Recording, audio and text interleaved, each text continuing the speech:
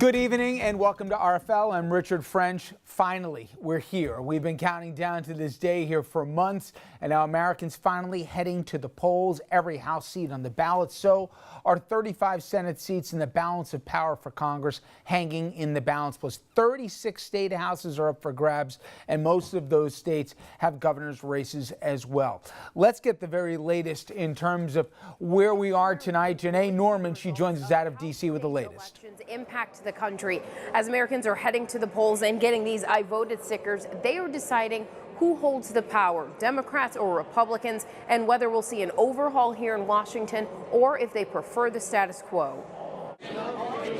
Across the country, Americans waiting in long lines to cast their votes, helping decide what comes next for Congress and the future for several state houses, including this 104-year-old woman in Washington, D.C., who was alive when women didn't have the right to vote, and others who want to have their voices heard. I think that we need to come out and vote so we can move forward.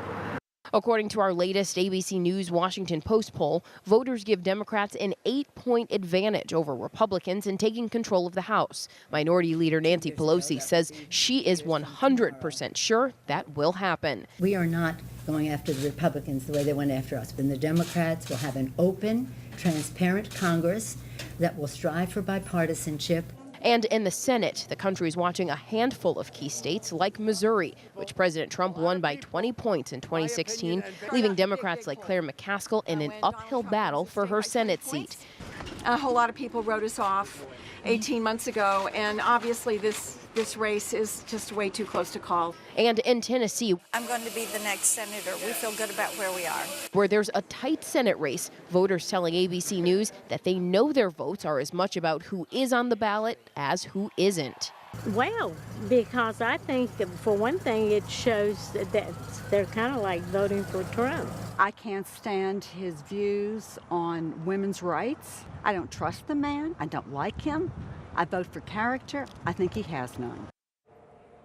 And like the rest of the country, President Trump will be closely watching results as they start to come in just a few hours. The White House says he and the First Lady invited family and friends over to watch election returns.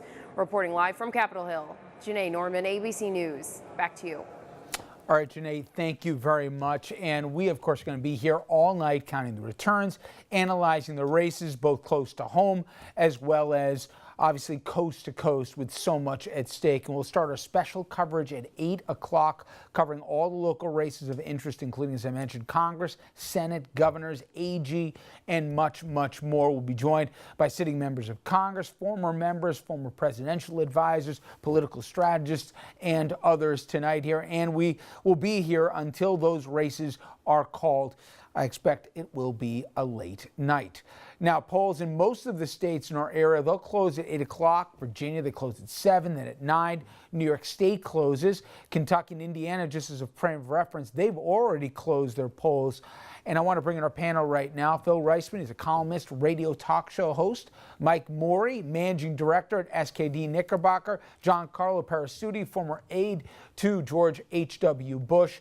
And Andrew Whitman, our senior political correspondent. We, of course, have reporters fanned out over all of the contentious races here as we get ready for some very interesting returns tonight. But Andrew, that anger that we heard, that palpable anger from that last voter, it's been echoed in some of the exit polls that have just come out. The president, in every way, shape, or form, he's on the ballot and he's driving decisions made by the electorate. Yeah, and as we're waiting for results to come in from some of these races and waiting for polls to close in other places, we are getting a sense of the mood of the electorate and how they feel about President Trump. First up, the view of the president himself. 31% strongly approve of him. These are national numbers taken from all across the country. Balance that with the polar opposite, and 47% of the electorate say they strongly disapprove of President Trump. These are in CNN's exit poll numbers. And as we see Trump's influence on the vote, 39% of voters said that the choice that they made today in the midterm election was to oppose President Trump. Only 26% that said that they were voting today to support the president. About a third said that he was not a factor.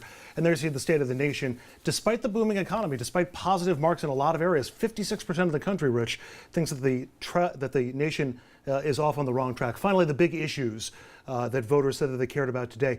41% saying health care. That's by a long distance over the number 2 issue, immigration, at 23%.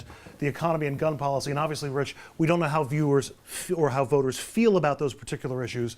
They're simply listing them as their top 4 issues that determine what they were going to pull the lever today. Now, we gave the times here. It's going to be a while till this thing is called, and we've all been burned. I still have, the singe marks from 16 and how wrong we were. But we've seen waves before in this country, and there are some historical norms, maybe not much in the last 2 years, but there are some norms we've gotten used to. And I'll go back to you. You've seen it firsthand. What's the feel? Does it bring back here? I mean, you were with the then Bush White House when they had to make some unpopular decisions, and it certainly showed up 2 years into his first term here. Does it bring back memories, good or bad?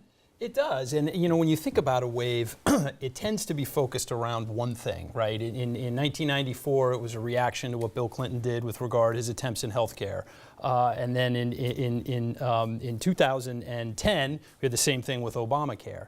And you felt the passion, you felt the energy on one side, and the truth is, in this election, you certainly feel the Trump antipathy that Andrew referenced, but you also feel kind of a resurgence on the Trump side, motivated by things like the Kavanaugh hearings, et cetera. So there is energy there on both sides, and it's the reason why I'm not ready to concede one way or the other which way this thing's going to turn. Smart man here. Phil, it seemed that the closing argument that Trump chose to do over apparently his advisors, and we're going to speak to the ABC White House, senior White House correspondent a little bit who covers the White House, and apparently there was real division. He went with a caravan. He went with Midnight in America, that they're coming to get you, and all the rest, when they were saying, look at the economy for crying out loud here. Try a little Reagan here. A morning in America, things are good. Mm-hmm. Don't make it so bad. Don't make it shirts and skins, us versus them. Do you think they're going to regret that? That's a good question. But I call this the politics of anxiety. And you just listed all these things that are positive: the economy, employment, wages are even going up. All these positive things.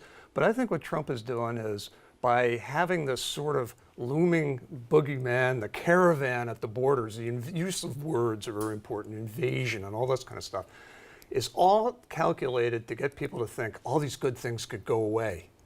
We've got these good things, but I'm fearful. I'm fearful that we're going to lose these things, the positive elements, and that this stoking up the fear and kind of like building up the sort of idea of invasion in people. It's a zero-sum game he's playing. They win, you lose. And that's really what he's been doing. And if you want to talk about agita tonight, other than the candidates, poor Mike's probably right at the top of the list. And he remembers 16. No one has to remind him. However, my God, the numbers, Mike, that men in this country are split basically 49-48, just basically dead heat in terms of the president, how he's going to impact negatively one way their vote or not. Women, 63-31. I've never seen that spread.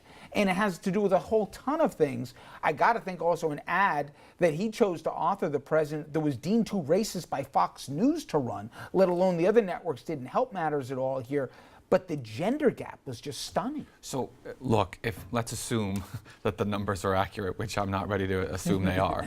But if you look at what we have on the exit polling at this point in the race, at this point in the night, so 68% of those who voted believe the economy is good. And the second issue, which is almost half of the number one issue, is immigration. You would think that the GOP or Donald Trump really missed the boat on what the message should be. And I don't disagree that anxiety isn't what drives people to polls. People don't generally turn out and vote on issues that they think are great or make a sort of assessment based on what's happening. It's usually about what could happen or what didn't happen. And so the argument should have been, if you want to play to anxiety, should have been the Democrats are going to wreck this amazing economy we have. And instead, he decided to double down on a message of immigration, which was the number two issue by a long shot for folks who turned out to the polls. Furthermore, if you look at the numbers of approval and those who strongly disapprove of the president, these aren't national numbers. These are numbers of people who turned out to the polls. So if in the aggregate at least, for people who turned out to the polls, there's a 10-point spread for those who disapprove of the president. That, if I'm a Republican tonight or I'm the president of the United States from his advisors, I would be really nervous. And so I just think there was probably, the president can't help himself. He's a demagogue. He's xenophobic, and I don't think he can help himself and actually implement a strategic plan. I guarantee you there's no one who showed up to vote today for a Republican candidate who was a new convert to Donald Trump.